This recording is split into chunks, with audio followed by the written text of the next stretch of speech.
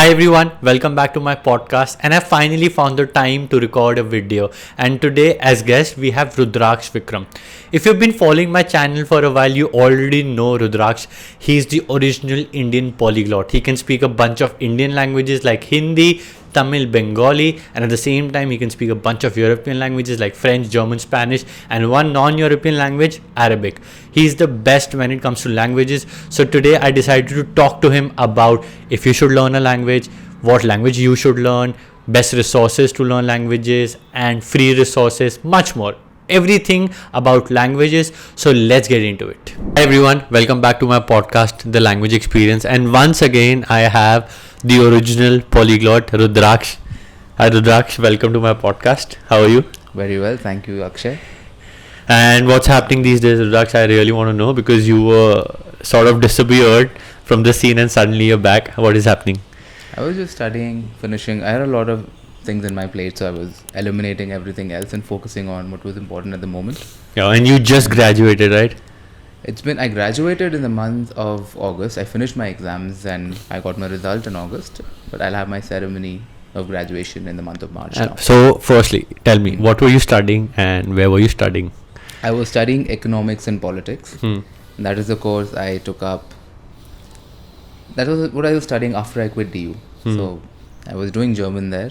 Then I switched to economics because I always had an interest in economics and politics as well, but economics primarily. Just finished my studies. It was from a distance learning course from the University of London. Okay. So you were studying from here, from your house? Yes. And also from Dubai? Yes, wherever I am. Either Delhi or either Dubai, and your course is from London and you'll be traveling there soon. Yes. Got the visa? I got the visa. Congratulations. Okay. That'll be a great trip. Hope you enjoy your ceremony because I know first you left DU and then you're studying from home. So you had that full college experience that everybody expects to have, that I'll go to college for 3 years where I would not study and just have fun. So do you think you missed out on something, or do you feel maybe I took the better path? Initially I did miss out, but then just shortly after I missed out on a few things, COVID came in. Everyone was studying from home. Yeah, exactly. So nothing really was different for me compared to the rest of my peers. So that way I did not really miss out on anything. Everyone missed out on those things. Perfect. So we'll jump on to our first question, and the basic theme of our podcast is, why do people learn languages? What is the reason? So for me, it was Spanish was the language that I learned, and I was very curious about Spain, the athletes, football, Barcelona, and that led me to learn Spanish. I want to know why, Rudraksh, you started learning languages, because your path is very different from mine, and you did not stop after one language or maybe after 2 languages. You learned a bunch of them. So I want to know your perspective. Why do people learn languages? Why I started, it was because I was almost failing French in school. Okay. It had been a problem for me because I was struggling with that language, and I thought about why that is a problem, but not the other 4 languages that I spoke at the time. I grew up learning Hindi, Tamil and Bengali because I was in Kolkata, born to a Tamil South Indian family, and they spoke Hindi and Bengali there. So I just picked up all 3 languages at the same time. I wouldn't consider that as conscious language learning. It was something that you were surrounded by it. Yes, and English also, you go to school, you're exposed to the language, so that wasn't something that I learned academically or something that was an endeavor of mine, apart from what regularly most people are exposed to. Cool. French, I started, initially it was easy because in the first year in school, you're just learning very basic words and sentences. I am a student, I am Indian, but as things got more complicated, I found it really difficult. So I thought about why this is different, and I realized that I never learned French the same way I learned the other 4 languages. I was studying, memorizing lists of vocabulary. There were these conjugation tables that we had to learn. That was not a natural way of learning languages, and that's why I struggled. True. I can understand. And also in school, learning languages, the whole idea here is what schools do is they want to introduce something new, and back then when we were in school, they were introducing languages. So you have your regular 5 subjects, the 6th subject is a language. We'll give them a teacher they'll give the exam. Whatever the teacher teaches, we'll mug up, and that's it. Language is done. Now you can claim you can speak for. I would not say speak, but that you would say I can. Yes. I know French. I have seen CVs where people say they speak French or Spanish or whatever language that they have learned in school, but they don't speak the language. They're able to read and write. To a certain extent. That too, not with proficiency. Super basic. Not with proficiency. Yeah. And that's the barrier I cross, and that's why I learned more languages. Okay. Because once I learned French in a manner that was similar to that of the other languages that I learned, I had exposed myself to French culture, music, movies, YouTube channels, and that was a more immersive and entertaining experience for me. So the fact that you were not doing well in French while you were in school motivated you more to learn it now. Yes, no, it started from there. That was the initial trigger. Okay. I just wanted to not fail my exams. Okay.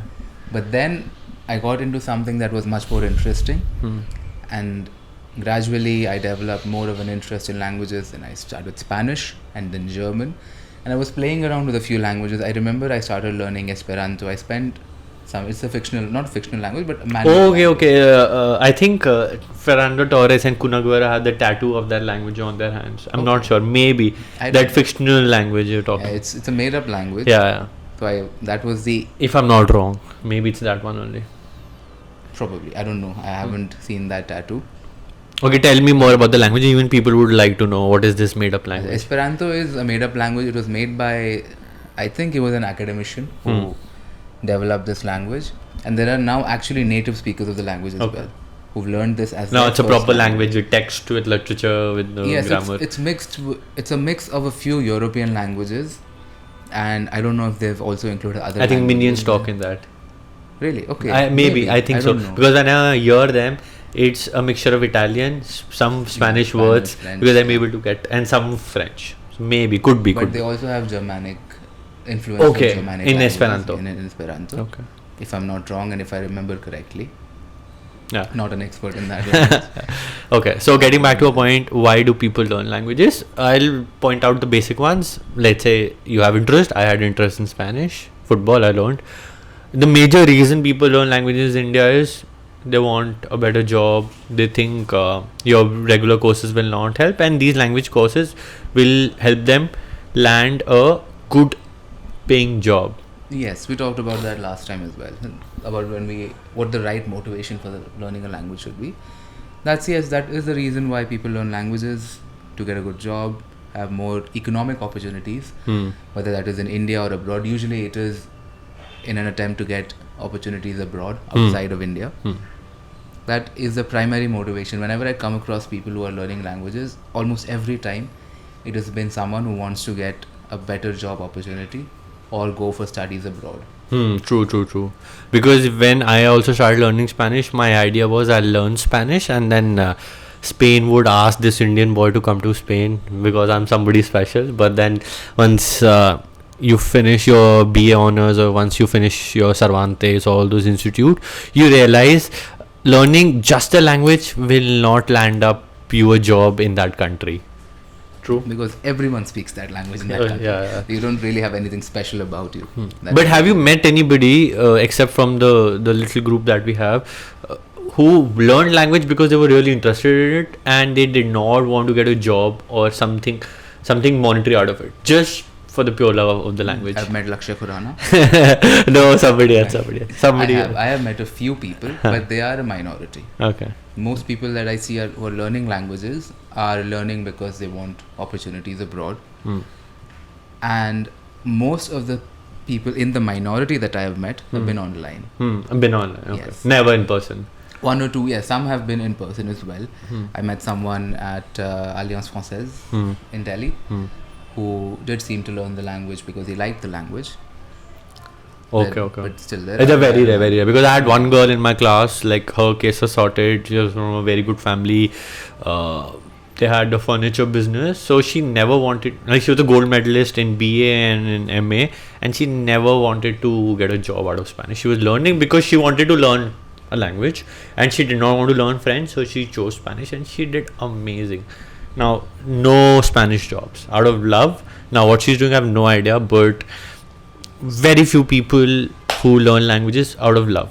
And at least in my opinion, if you want to be really good, learn the language because you love it, because you are curious to know what natives are saying, what out of what they say in the street, because there are so many things that you cannot find in a dictionary or maybe in a book, where you want to understand those texts or maybe the music, or maybe you want to watch movies in that language. If you have that reason, you will do way better than somebody who wants to learn language just for the money aspect, or I just want to get a job and after that I will not do anything. Yeah, because then it becomes a chore. It's not something that you're interested in, and that will have an impact on your ability to enjoy the process of learning a language, because it is a difficult thing to do. True. You Learning have a lot of things. It's like going to the gym. If you want to get a physique, that's going to take a few years of work. True. Then if you're just pushing yourself through all the hardships that come along the way, it's going to be more difficult. Exactly. Unless you find ways to make it enjoyable. Agree. It's not rocket science, but it is not as easy as you think. It's again what Rudraksh said, going to the gym. You have to put in the effort every day. You'll forget words, but then suddenly after 10 days you'll remember words that you forgot. It's like you have to keep practicing it. It's like muscle memory. I keep doing it. Better than gym, an example would be of some sport. Yeah, so if you play Swim. football, you want Football, to learn swim. some skills, or if you want to develop your touch, your ability to move with the ball, then you're likely going to have to do some drills or some exercises with the ball that may not be as enjoyable. You can make them enjoyable. So in FC Barcelona they do rondos when they're warming up, and that is actually enjoyable if you're doing that, but you're also practicing a lot of things while you're doing yes that. True. So if you can make it fun, learning some things that can make the process enjoyable. How can we make it fun? I'll give my idea. I used to watch a lot of videos on YouTube, and my thing was, if I'm able to understand the whole video without any issue, I'm doing great, I was enjoying it. Or maybe I would go on YouTube and watch those popular Spanish TV series. I'm watching a TV series, but in that language, the popular ones, like your Netflix series like Elite, your Casa de Papel, or there was one more, Aki, No Aiki and Viva, which was very popular on YouTube. So what would be your way to make it fun? What I did was, I used to listen to a lot of songs. I still listen to songs. French. And yes, when I started with French, there were two things. So I used to go for football training. I used to play for a club in Delhi. When I'm traveling in the metro, I would just pull my phone out and start practicing the language that I'm learning at the moment, which when I started was French. I used to do it a lot on Duolingo. So that covered my basics. And then I used to listen to songs with their lyrics in French and English, because there will be many French words that I do not understand. I would first just memorize the song in French. I would not understand everything. I would just memorize it. And then I would look at the English translation. So subconsciously I would pick up a few words from the lyrics of the song, and then when I look at the translation, I understand it better. Then that word can later be used in different contexts after manipulating the tense, the singular or plural. I get it. I've done the same thing where I would listen to a lot of reggaeton, where I would learn a lot of words from Latin America. Where, because I was studying majorly Spanish from Spain, I would pick up a lot of Latin words, and also would learn a few facts about. You learn a lot of culture and how the country is just from the music. The lyrics helps you a lot. I learned a lot about Colombia and Puerto Rico, because majorly music is from that country, your Latin pop music, and new words where I thought, okay, this is this in Spanish, but that was from Spanish from Spain. But then I would learn, okay, this is the same thing, but in Latin America. So that really helped me. Music, definitely. One is music. And Rudraksh, you are one of those rare people who learn languages through apps, through YouTube, through your popular apps like Duolingo, Babbels, and Mango languages. So you are one of those rare people. And if anybody is interested in learning languages through apps, what would you suggest? I am more on the other on the other side of the spectrum, where I would suggest you to go to an institute, learn languages over there, and then come back home and practice it. But Rudraksh is on the complete opposite, where he can study alone and he can learn languages via applications and YouTube. So, what is your suggestion, or how would somebody approach it? There are a few variables in both of our methods that are common and that are effective. So you just have to isolate that. Regardless of what you're using to learn your language, just isolate the important things that are going to help you assimilate vocabulary and grammar structure and be effectively able to learn the language and communicate with it. So when you go to an institute, and when I use an app like Duolingo, in both cases, when you start out, you're going to have to start with simple words. You'll be given simple words, bread, pen, book, for example. So you learn, even in an institute and with an app, very basic sentences. This is a pen. I am a boy. I am a girl. I am Indian. So that is common in both of them. The way you learn that is different. On an app, your interface is different. You don't have an actual person teaching you. In an institution, you have a person who's teaching you. Then for the later part, where you feel language learning is better at an institution, is where you communicate with people, which is not possible with the language apps that I use. But but you found a way through it also. You were using other apps where you could find native people to talk to, right? Language partners. Yeah. I would look for language partners and we would have an exchange. So 30 minutes in English, 30 minutes in French, 30 minutes in Hindi, and 30 minutes in German is something I've also done. So that is how I replaced or found a substitute for what you get at an institute. Because the base is almost the same. The delivery is different. Okay. And then after that, the things that you expose yourself to. At an institution, you will be given a course. Everything is structured and laid out for you. But with my method, you're going to have to do some exploration on your own and create a structure for your own self. So basically, apps would help you to learn words. They'll help you with the grammar. They do help Okay, you with they help you with the grammar. They will help you with basic sentences. Yes, and depending on the app you use, Okay. Duolingo, from my experience, is only basic. I haven't used it in a while, so if they've updated the application and added new features, I don't know about that. Mango Languages I have found to be a lot better, but that is a paid application. However, if you're a serious language learner, the fee that they charge Is bare minimum. is nominal. How much? How many dollars? I took the family plan Okay. and split it between my friends who want to learn languages. I got a discount, a 50% discount. That was $90 per year. Per year. Okay. So less than 8,000 rupees per year for 6 people. Okay. So if you can, Pool in money Pool in and money, get a yes. subscription. So it's not now the discount isn't there. They do introduce it from time to time, but without the discount, it's $180, which is still quite normal. So basically, I would say languages would cover two aspects: your reading and, let's say, writing. Reading, just reading. Reading and grammar. That I've never written. Okay, reading and grammar done.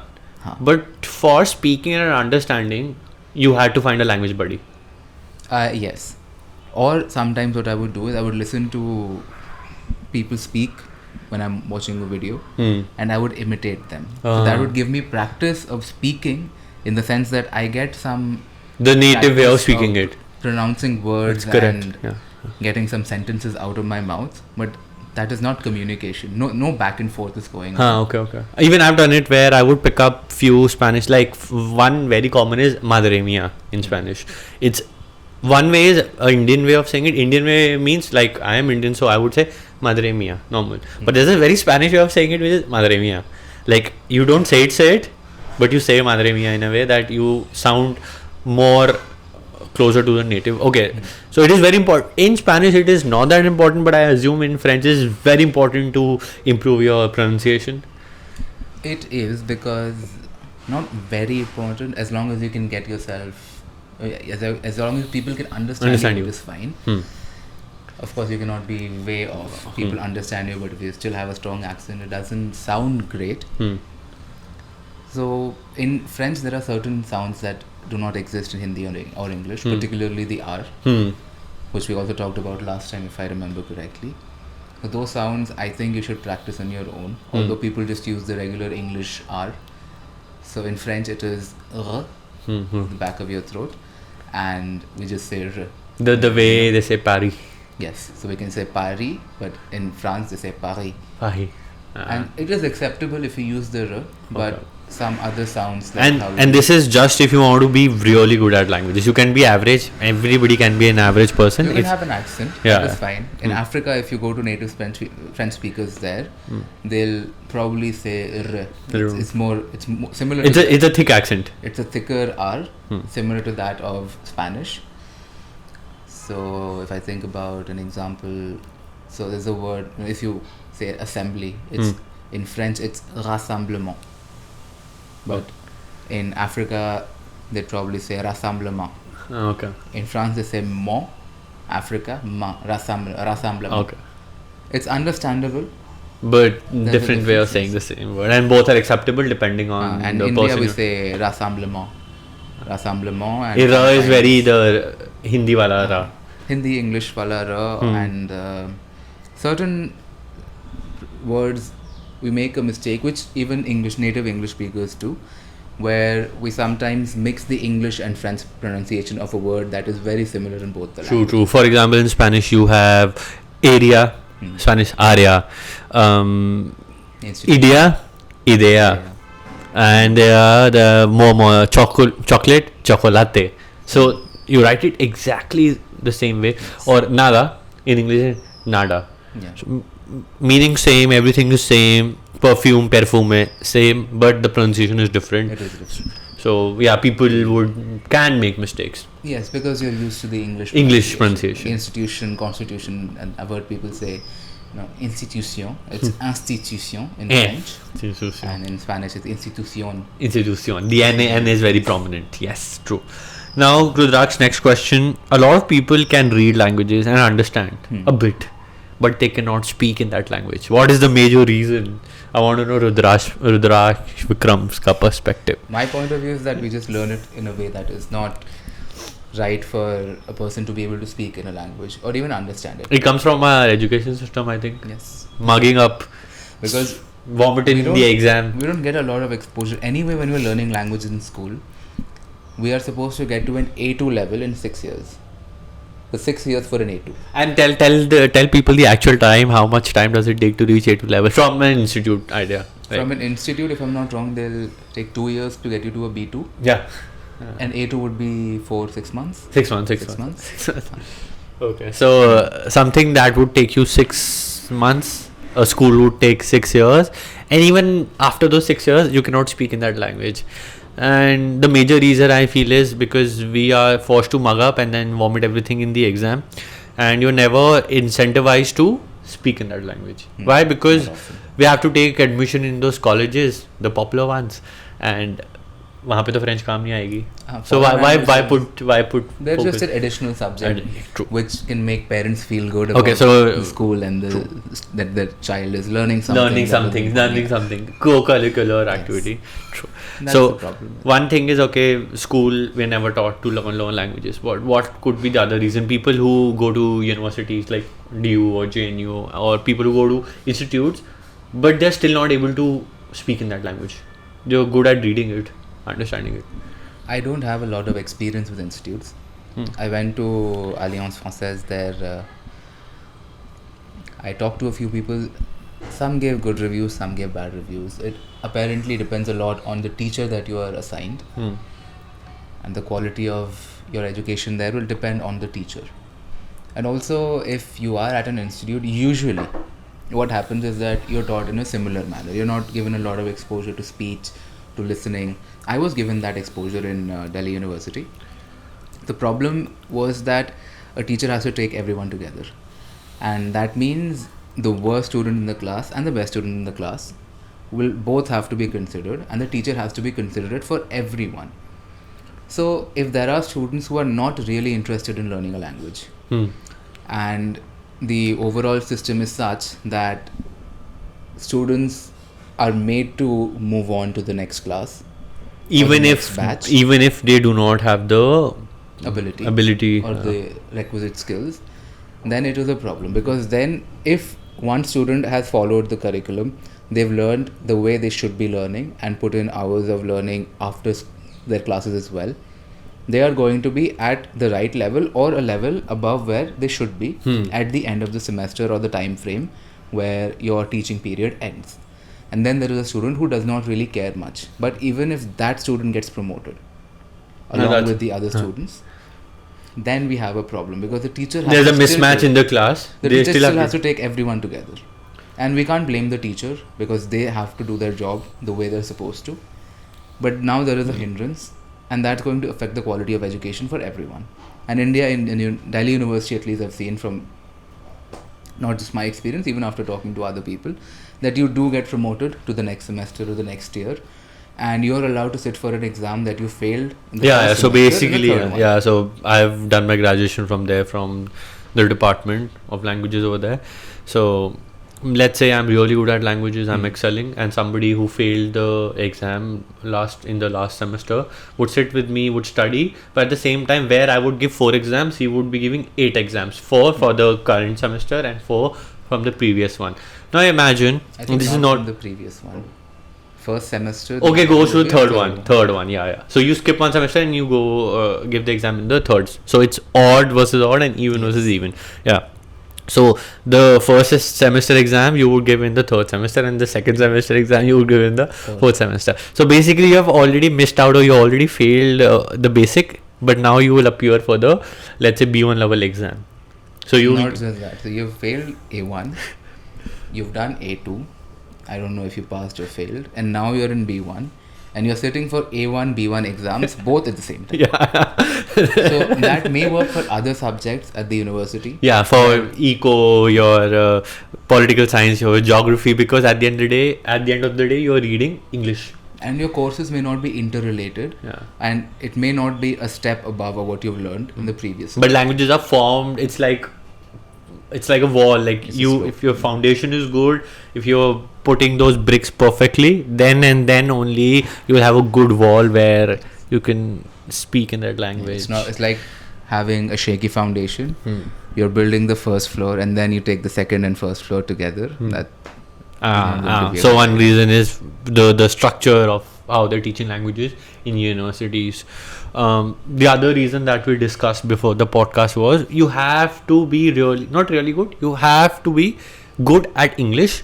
Why, Rudraksh? We established because all the good resources or the better resources are in English. You can find resources in Hindi, but it's far and very few and far fetched. You don't have many resources in Hindi, and additionally, when you're at a university in India, you're likely to find that the medium of instruction is English, and that was a problem that I also witnessed, where students were not that proficient in English, and we can't really blame them. However, they've been trained and educated.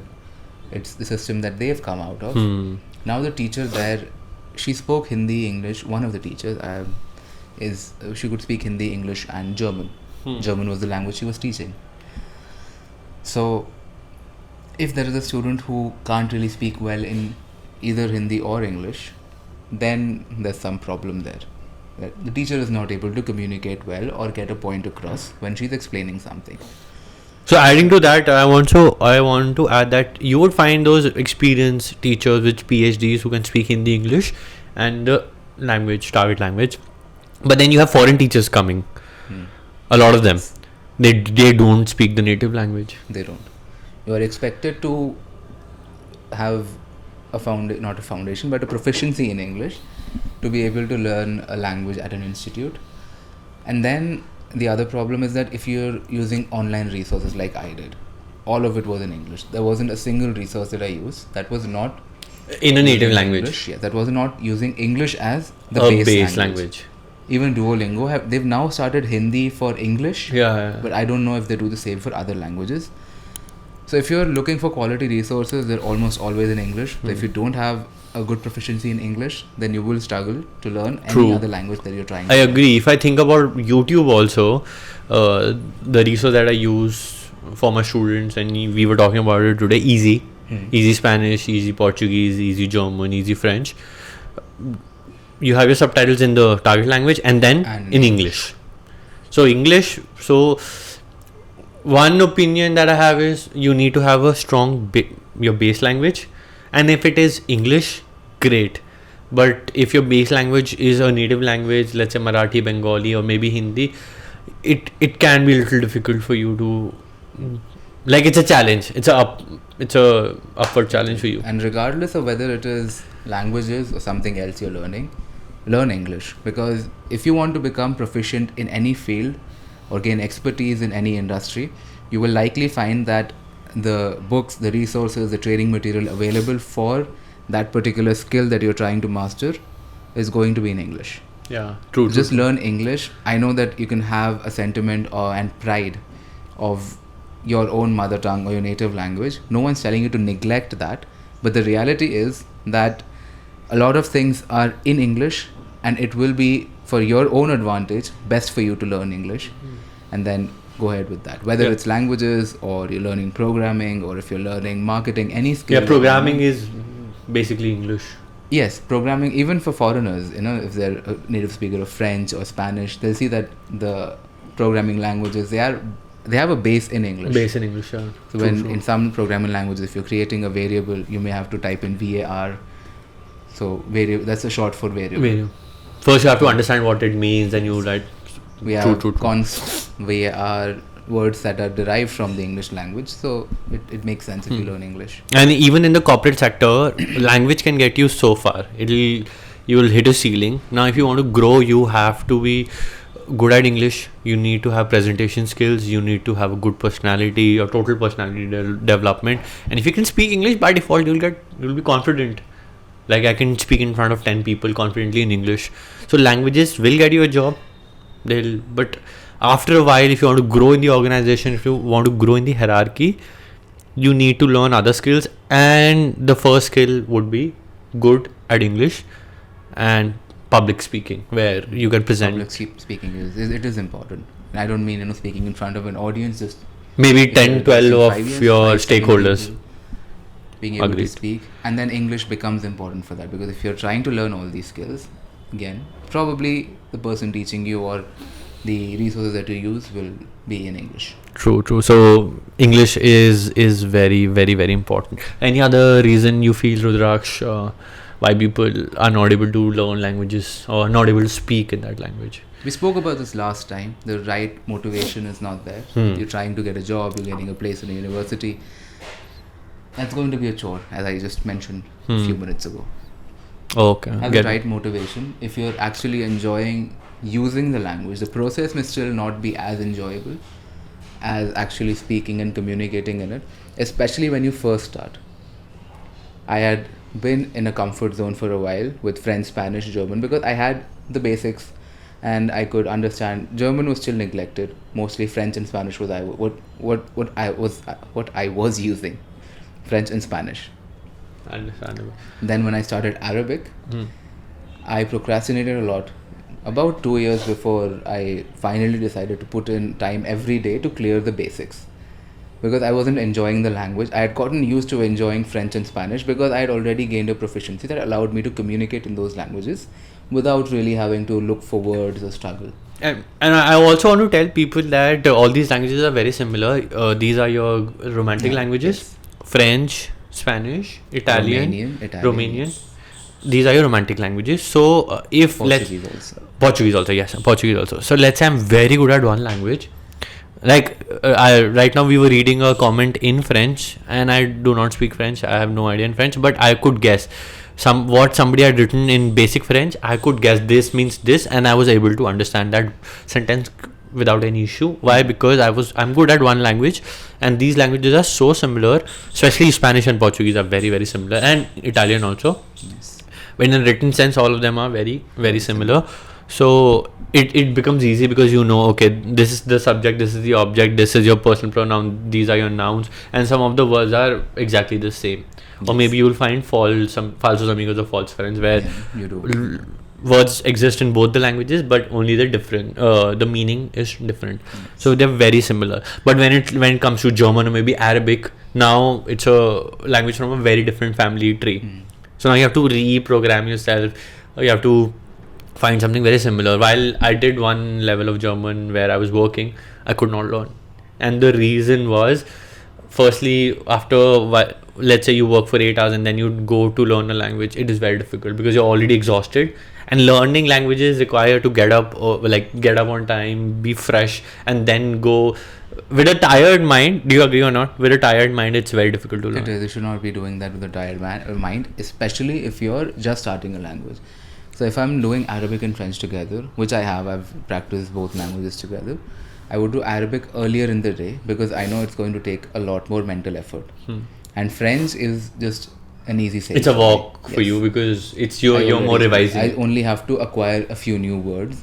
In Arabic, I'm getting grammar. Almost every word is new for me. It's a lot to take in. So I have to have the mental energy to break things down and go step by step. It's like learning how to ride a bicycle. Initially, it's all going to be difficult. You should not be doing that after a very tiring day. But once you've learned it and you need to go to a shop and get something, you can take your bicycle even if you're very tired because you'll be able to balance yourself. It's all subconscious at that point. You just have to pay attention to what you have to buy going to the shop and asking for something. It's somewhat like that. You shouldn't be putting yourself in a lot of strain when you're tired. And one thing about languages, you need to acquire a lot of vocabulary. Rudraksh, last time when we were talking, you told me a way to remember words. What was that technique? It's called sentence mining. And subconsciously, you may already be doing that with the kind of instruction or learning you're getting. That happens a lot with Mango languages, which is why I like the application so much. Because even before you've cleared some basics, you will be exposed to complicated sentences using words that you've already learned. So if I say this is a mouse, or this is a piece of paper, this is a sheet. Let's say we have a pen. We had a pen here, right? Yeah. That's okay. We can pick up any object. Pencil. Okay. This is a pencil. So if you speak no word of English and I say this is a pencil, this is a mouse, this is a sheet, you will understand that the last word in the sentence refers to the object that I'm showing to you. And this is constant. Yes, this is constant. So you will get some idea of what this is mean even if you don't completely understand what it is. Now if I pick up a few sheets and say these are sheets, these are mice, these are or mouses. I'm not sure. These are pencils. So you will again subconsciously acquire something. Now let's say you know what a pencil is. You have a clear idea that this is a pencil. What a pencil is this object. And I say, give me the pencil. Give me now becomes something new. Okay, the object is the object is constant over here. Yes. So you know pencil is this because you've already done it. Now give me changes. Now you learn what you learned was this is. Okay. Now you know what pencil is. So now say give me the pencil. So give me the is something new. And I say give me the sheet. So every time I see that action happening, I can associate that with someone giving me something, asking me something for. So I've learned something new now. So this Mango Languages does with English translations.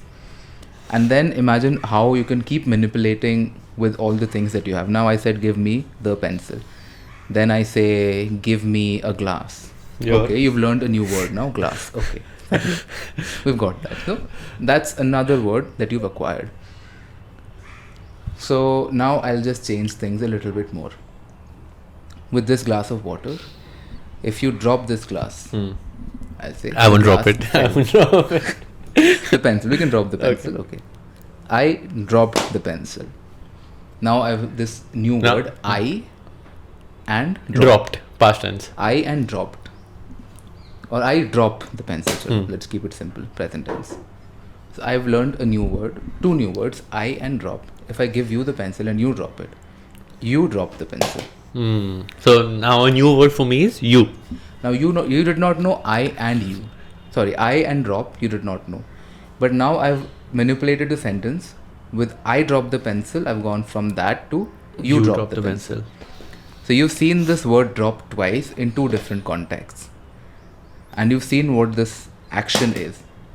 You've already understood what drop would mean. If I give it to a third person and say he drops the pencil, that is just more affirmation of what you assume drop means. So this is what Mango Languages does. They use English sentences as well to explain words because they don't have videos for all the sentences that they are doing.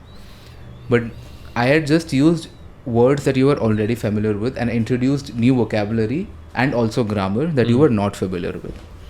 So I can make the sentence more complicated. You still don't know the word for we, they, them, she. But despite that, I've taught you some things that a normal language course would have taught you later. Yeah. But Or you still understood. maybe in a bunch, they'll say these are your demonstrative pronouns or personal pronouns, and you mug up them. And then when it comes to make a sentence, maybe you don't remember them. So basically what I understand is you're learning a language as a kid, where when you are, let's say, 2 or 3 years old, you're picking up new vocabulary and you learn words or learn sentences while you're listening to other people. Yes, you're not following a structure that has been You're just created for listening, you. or maybe in this case you're just reading, and then you're speaking. Yes. Like as a kid learns As the a kid, language. when you're just starting as a kid, you might say, water, banana. You won't say the whole sentence, but you say just word. And then I want banana. I want. And then I want with time you learn the wants, more the nouns, the personal more ways pronoun. of expressing your the thoughts that True. you have in your mind. Okay, this is very interesting. I had no idea because I've never learned languages in that way. Obviously, Hindi I would have learned it that way, but English was taught in school and me putting in the effort. But for Spanish or for Portuguese, took the regular route of going to an institute and learning it and coming back home and also listening to a lot of videos, music, movies. So that's how I learned. And the whole idea that I want to be really, really good in any language. And for me, it was Spanish and Portuguese. So yeah, that's a great way if you're not used to the conventional way of learning languages. Now, my next question is, Rudraksh, what do you feel when it comes to job? People learn languages because they want a job. Fair enough. I also make money thanks to languages. But can AI take away jobs? AI has already taken away jobs. And if we don't talk of foreign languages, I'll just talk of English. I have an agency. I used to hire, I still do, when you need content writers. If I need 5 pieces of content ready by the end of the day, I will probably hire 5 different people. Now, with assistive technologies that use AI, ChatGPT is one of them. Not for content writing, but it can give you a structure for the content, and a very good one. Then you just give that to the content writer and tell them that you have to expand on this, you have to write more in detail about what the structure has mentioned. And I can create such structures, 5 such structures for my 5 pieces of content within a few minutes. So I've replaced the job of 4 content writers and given a structure to 1 content writer. They just have to expand on that. Okay. It is not a very good way to do this. At this stage. And how good is the AI right now? The AI is excellent, actually. You can ask it very complicated questions and it will give you an answer. You can ask it for, in economics, I just saw what answer it would give for what intersections does the Marxist philosophy have with the Austrian school of economic thought. And it actually did give me an answer that was... It's a complex question. It is a complex question. It gave me an answer that, you don't have many similarities, but it did list a few things that both schools or both philosophies look at in a similar manner or in manners that are somewhat similar. And that was very interesting for me to see. I think it was not Austrian. For Austrian, it just said they're very different. I think for classical economics and Marxism, they gave some similarities. It was very interesting for me to see that a piece of technology could do that. And then for a marketing campaign, I told ChatGPT to give me one marketing campaign for I'll give you the details. I don't know why I'm sparing the details there. So I had to create a marketing campaign for my own agency, for a pharmacy as well. So I said, this is the pharmacy, this is the kind of products and services that they provide. Give me a marketing campaign, a lead generation campaign for such a business. And it gave me a long list of things that I can do. You can do email marketing, you can do this and that, you can collaborate with clinics and professionals who can come and set up a workshop or an event at your pharmacy. And then I asked it about more. Okay, you told me to do email marketing. What steps should I follow there? And it gave me a list of steps, which was quite good. And then I said, okay, this is another business. This is the product that we sell. Give me a customer acquisition strategy based on the principles laid out in the books written by Russell Branson. And it used specific words that the books talk about. So one was called tripwire. So that for the tripwire, you can do this. Only a person who has read Russell Branson's book or Russell Branson himself can use that vocabulary and tell you how you can apply that to your business in this particular case. So ChatGPT did that. Wow. So this is very advanced. It was a complicated thing to do. And if someone has a background in marketing, they can use that as assistance. The technologies are not yet at that stage where they can completely replace a human, even if it is content writing. Okay.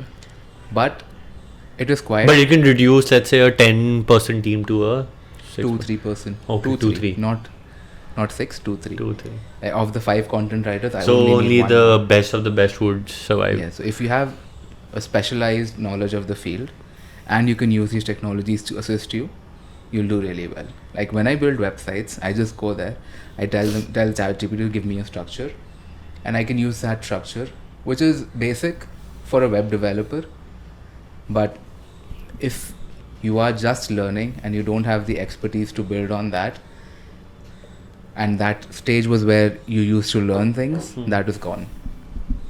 Interesting. Now, so with languages, I forgot to mention, if you're a content writer in a foreign language, then you are likely to be replaced. Now a native speaker would be hired along with AI technologies who are going to make the job cheaper for them and more and of a higher quality as well.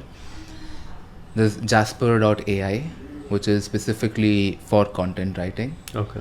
And their content apparently is non-plagiarized. But I'm not a big fan of AI generated content from the search engine optimization point of view. That's specific to my industry, but from that point of view, it's not good, because what AI is doing is that it is an aggregation of all the content that is already available. Okay. So unless you're an expert who has something to add apart from what is already available, AI is going to replace you. Basically, what AI is doing is, it's whatever that is available on the internet. It is mixing and matching and creating something out of it. Yes. But it will not create or invent something on its own. New. So it does that in a very good manner. It's quite impressive what it can do. But it is at the end of the day only doing what has already been done and aggregating that. So it can perhaps pull information from multiple sources and then combine them. But then someone has to write But then combination can be something new, right?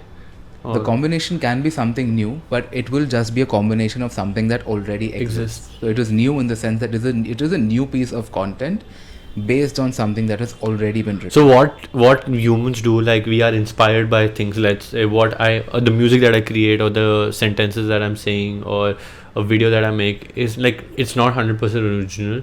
Like the podcast I'm making right now is also, it was somebody's idea, and then I gave it a language twist to it. So, and your opinion to it, which also exists, by the way, in AI. There is a tool called Midjourney, that's DALL-E for... DALL-E I know. DALL-E I've used, it's for paintings. So with Midjourney, I generated a brand kit. A really good looking brand. Okay, the phone is there. I would have shown it on the camera, but okay. We'll perhaps just show some pictures of it. The brand kits generated by Midjourney were excellent. I wanted a premium. First, I went to ChatGPT. I asked for a prompt. I said, I have a business. I have one called Sarvavedam, which I'm starting after COVID now. Sorry, what's the name? Sarvavedam. And it is? It is to promote traditional products, so based on Ayurveda, Tibetan medicine. You were making Ayurvedic oils, right? Hair oil, yes. It was nothing that was proprietary of my own. It was something that is traditionally been going on. Okay. So such traditional products or new products made from traditional knowledge. I call it the wisdom of the ancients. So I asked ChatGPT that this is my business that it promotes traditional products based on Ayurveda, Tibetan medicine, and traditional forms of medicine or nutrition. And I want a brand kit for it. What color should I use? The products are natural and herbal. And it gave me an answer. It says because it's a natural and herbal brand, you should go for earthy colors using tones like muddy brown or representing herbs green. Okay, it's helping you with brand creation. So I can see another section of people getting laid off. Yes. The conception of the design, I also said that I wanted to have a premium and luxury feel, and it says you can use colors like gold, silver to give it a premium feel, or purple. I took that prompt, changed it a little bit to make it more concise, and I gave it to Midjourney, and it gave me an excellent brand kit. It gave me packaging for my products, it gave me design for my website, and then I just give that to my designer to work on further, because it is just a concept. It has conceptualized something brilliantly. Okay. And that itself would have cost me a lot of money had I gone to a proper designer who would do it. Now I just have to give it to a designer who can replicate that design for me. Wow. Interesting. Now there's one thing where we hear a lot of noise on the internet that these AI can replace your job, but you're practically using it. AI has replaced jobs. At least in my industry, when I do my work, it has made our job a lot easier. But then the reliance on additional members in a team has also gone down. Okay. So now, Rudraksh, your eco degree is done. You'll be flying to UK very soon. I want to know once you're back, what are your plans? What are you going to do? Are you going to use languages as a source of income, or languages was something that you really loved, enjoyed, and you're done with it? And your money-making source would be something different. Languages will not be my source of income. They will be the medium with which you can communicate with people from different parts of the world. Yes. So I can now pitch to clients who speak French or Spanish. And that becomes a niche for me, because Indians, even though I've studied economics, have a background in commerce. In a field of marketing, I'm making websites. I also have learned programming languages. I've become a stereotypical Indian, IT wala aadmi. So Indians are everywhere. They're in the UK, US, Australia, all English-speaking countries. You're going to find Indians, and even in other countries. Even in primarily, Indians will be in these English-speaking countries. So if I go there, as an Indian, I'm competing with a large number of Indians. Foreign language, I've restricted my competition. You're not going to find Indians who speak French. There are North Africans who are into IT and can compete with me, but then the pool just gets smaller. Just because you can speak the language. And for one country, that one country that comes to my mind is Japan. Oh yes, they love it. If you can speak Japanese, they would love it. Imagine the same thing, but the language that you can speak is Japanese. They would love it. That is going to be a big advantage. Japanese, Korean. If you learn German, for example, the popularity of Germany is now going up. Apparently so many people are just flying to Germany. Have they opened their doors? I have no idea. And so many people that I know are just flying to Germany. They're leaving their jobs and going to Germany. One reason is that they are the strongest economy in Europe. And their higher education program is good. You don't have to pay. You don't have to pay the fees. So it's cheaper compared to your UK's and the US. And the quality of education is still good. And you get the option of staying there and working afterwards. So they want human labor. Europe in general needs migrants because they are an Asian country. They have a social welfare system to run, which is reliant on the taxation of the middle class. Okay. Even though taxes on the rich are high, even if you tax 100% of the wealth and money of all the rich people in Europe, you will not be able to sustain the welfare system that Europe has. So they need a strong middle class, and because their population is aging and more people are now claiming pensions, they need people who can keep the system going. Okay. So they need Indians, the Chinese, they need young people, the Asians. Young people, which they don't have much of. Okay. Young and skilled. Okay. So that's why a lot of people fly to Germany and then they get admission into a random course. And then if you get it. because I see a lot of people like they're German language experts, they leave their job, decent good jobs, and they go to Germany and they take admission in some random course, and they're happy over there. They're the quality of life. If you just earn, you pay your taxes. It's a decent life that you can live there. The issue would be that you've gone there to study and you don't know the language, and the job that you need requires you to know the language. Then you may get into trouble. I think Germany you need B1 level. They B1. do ask for B1. B1. B1 is what you need for work.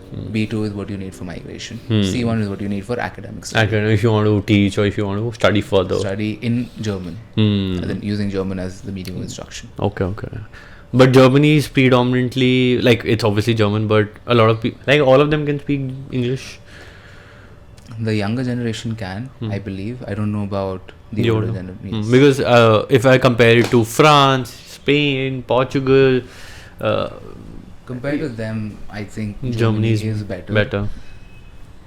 In Nordic countries, you find people. Nordic countries speaking also they English. speak English. They are good. Old and young both.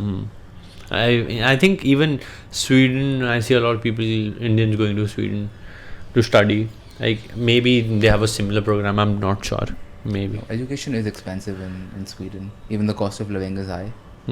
Maybe for some specialized courses they have. Yeah, maybe some. I think my friend went for renewable resources or renewable energy.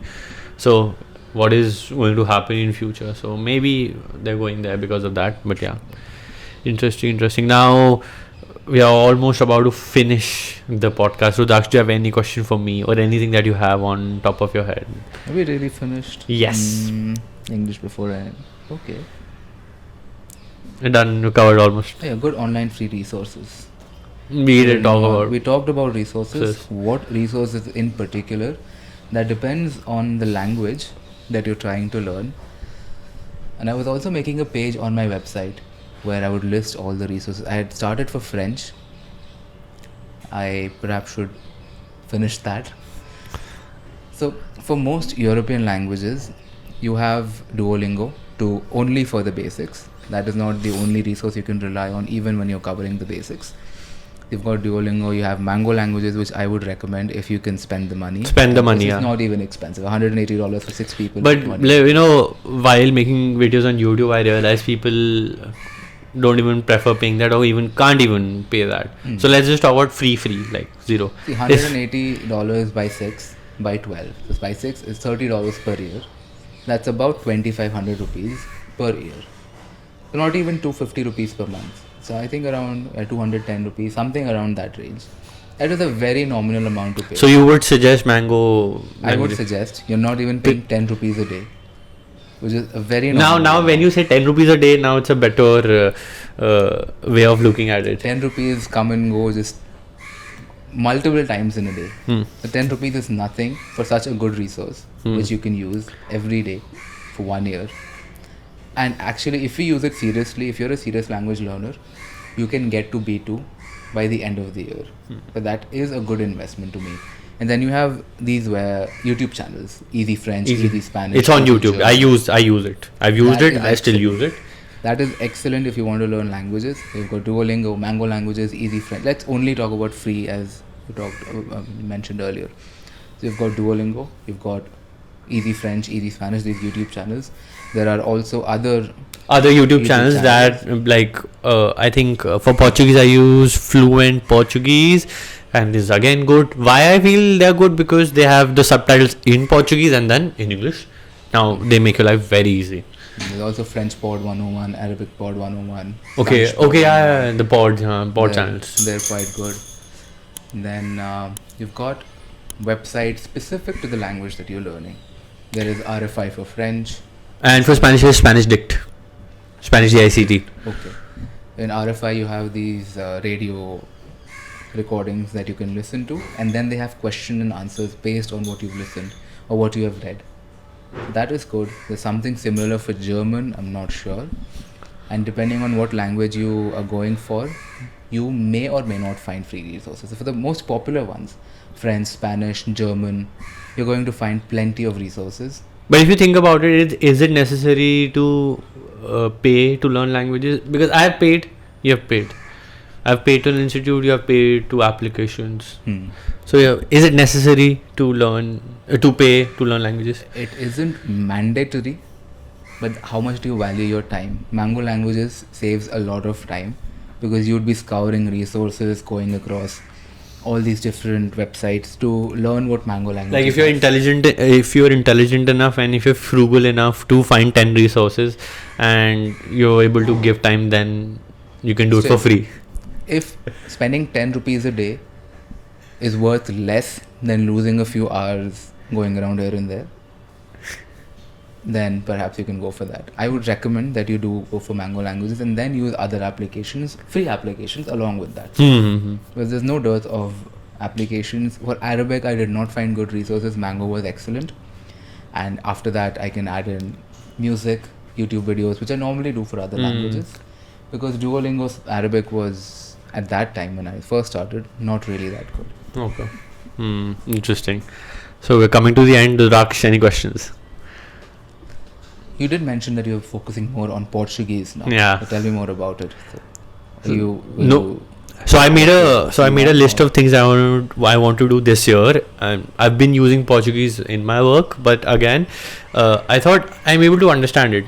I saw a video, maybe it was Neymar or it was Vinny Jr.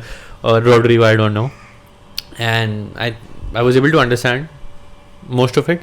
Then I thought, okay, I know another language. Why am I not good at Portuguese as let's say compared to Spanish? I can improve. There's a lot of room for improvement when it comes to Portuguese for me. So I started watching this. I think the name of the channel is Portuguese with Virginia. I don't know, like the lady, her name is Virginia. I watch her videos. Whatever new words, like even here in the page, whatever new words that I learn, I just write it down. So I write down them in English or in Spanish. Like for instance, the verb here is conseguir. So I read poder in Espanol to be able to in English. So and plus I was watching a lot of food videos of Brazil. I like Brazil, I like Latin America. So I thought I have the certificate, I can speak, I can work in Portuguese. So why not be as confident in Portuguese and proficient in Spanish. So basically reach the B1 C1 level in Portuguese on my own, where I'm not spending money because I know how to learn languages. I've learned Portuguese at an institute. All I have to do is remember what I forgot. That's it. Any other language you'd like to learn after? Yes, Japanese, but I cannot learn. But Oriental languages are very difficult, and I think I'm not. I don't have that patience to sit and learn things right at this moment, at this age, because back then I had time. I was not doing anything. I had no job. Right now I'm working, so I cannot give time to Japanese. That's but also something. Yeah. Being able to give time. Being able not just Because give back time, then I was just 24/7. I could learn languages. having the patience. You see, if you're a native English speaker, your target language, depending on which language family it is from, is going to take you more time. French, Spanish, German, these languages do not take as much time for a native English speaker as Arabic or Hindi, Japanese would.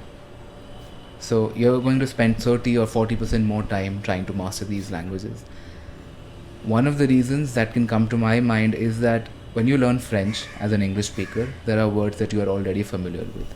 You know, jo is I, jo is I. The ION words, The about two. 40% of the vocabulary is similar between English and French or English and Spanish. Now when you go to Japanese, it's completely different. Completely. The text is different, the way they say is different, how they form sentences is different. The alphabet is different. You don't have ABCDs. The hiragana, katakana and kanjis. You have 3 in Japanese. Yes. Yeah, hiragana, katakana, kanji. So that's going to be a big barrier and struggle in the initial phase of learning the language. And for that you need time and patience. Time, patience, and the mental energy to push through something that is completely unfamiliar to you. Using different methods, it will be easier, but it's still going to be a more challenging thing compared to compared to Spanish or German. That's something you have to keep in mind, and that means you also need to have more time, more patience to work through things in a slower manner. I get it. Like if given a choice, I would learn every language on this planet. Like if I'm going to Sweden, I would learn Swedish. If I'm going to Thailand, I learn Thai. If I'm going to, let's say, Africa, I would learn the local language. Or if I'm going to South America, a lot of people don't know there are still indigenous languages that are still alive in Peru, in Bolivia. So those indigenous languages, or maybe if I go to Philippines, I would love to learn the language. I forgot the name. It is not Filipino. The name of the language is something else. I forgot the name.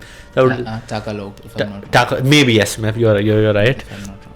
So Japan, Japanese. I would love to learn every language. Like if I'm going to a country, if I can speak the native language, nothing beats it. But then I don't have the time. You have to work. You have to make money, and then learning languages is like a drug. Like you have to stop after it does, yeah. You like it, you start wanting to spend more time doing it. We have to stop after a while because you have to make money. True. Harsh realities of life. True. So I think we are done with Rudraksh. Thank you so much for coming on my podcast. I loved it. I think he has always been my favorite guest on the show. Let's go for lunch, and thank you guys for watching the video till the end. Till the next one. Adios. So guys, if you're enjoying the videos, please consider subscribing